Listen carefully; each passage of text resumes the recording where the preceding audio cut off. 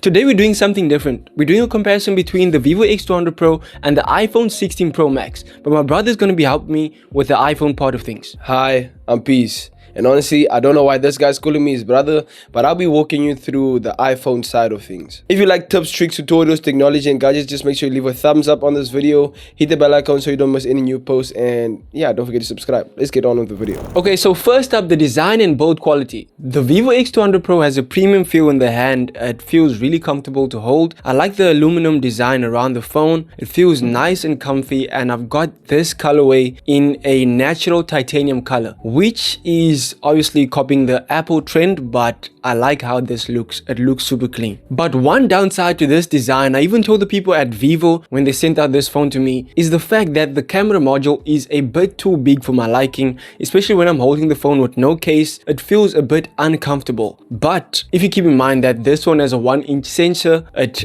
makes sense why it's so big. Not saying the design is ugly, but that's the only downside. The iPhone 16 Pro Max features a titanium frame and a sleek design which improves the phone's durability. This one specifically is in titanium black, and without the case in the hand, it does somewhat feel vulnerable in a sense. It's not slippery, it's not too heavy, and it's actually much lighter than the previous model. And this design over here looks all too familiar as we have seen it in past generations. And in side-to-side comparison, the iPhone 16 Pro Max indeed looks better than the Vivo. When it comes to overall design, that's one point to the iPhone. Now moving over to the display, we got a 6.78-inch AMOLED display that refreshes at 120 Hz, which is something we've gotten used to, at least on the Android side of things. And another thing I like about this display is how bright it is in any lighting conditions. When you're outdoors, this display is very easy to see and it doesn't give you any issues. And watching content or gaming on this is super sharp. The colors are sharp and vivid, which is something I really like. When it comes to display, the iPhone has a 6.9-inch LTPO Super Retina XDR OLED display, and it also has a 120 Hz refresh rate just like the Vivo, but the difference is it has 2000 nits max brightness. But nevertheless, Apple's displays are known for their color accuracy and the HDR capabilities. And when it comes to the display, overall, I do not know who won. So guys, you can just comment in the comment section which phone has a better display. Okay, now performance, and this is where things get interesting. First off, on the Vivo, we got the new Media Dimensity 9400 chip, and this chip is more powerful than the A18 Pro chip. Keep in mind that this chip goes neck and neck with the 8 Elite, the Snapdragon 8 Elite chip from Snapdragon, guys, and this is something that's amazing. It even beats it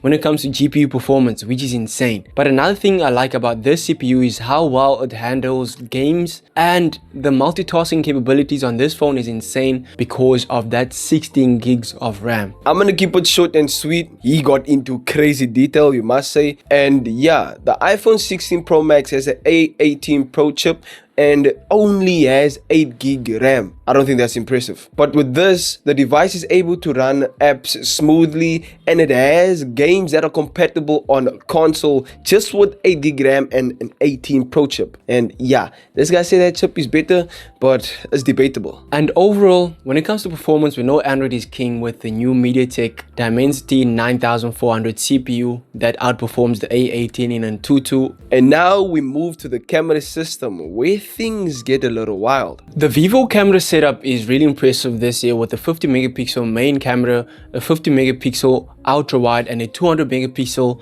telephoto lens, which takes amazing photos and videos. And this is probably the best phone for a camera this year. And for 2024, obviously this phone released later on in the year around November time, but in South Africa it launched this year. And these are some photos and videos I took. Let me know in the comments below what you guys think about them. Now let's move over to the iPhone. Now with the iPhone's camera system, while it's not so high in megapixels, but it has a 48 megapixel main camera, a 12 megapixel periscope telephoto with 5x zoom, and an ultra wide. And with Apple's computational photography, the pictures are literally amazing each and every time. And when it comes to camera system, they might say the Vivo, but for me, you know where I'm at.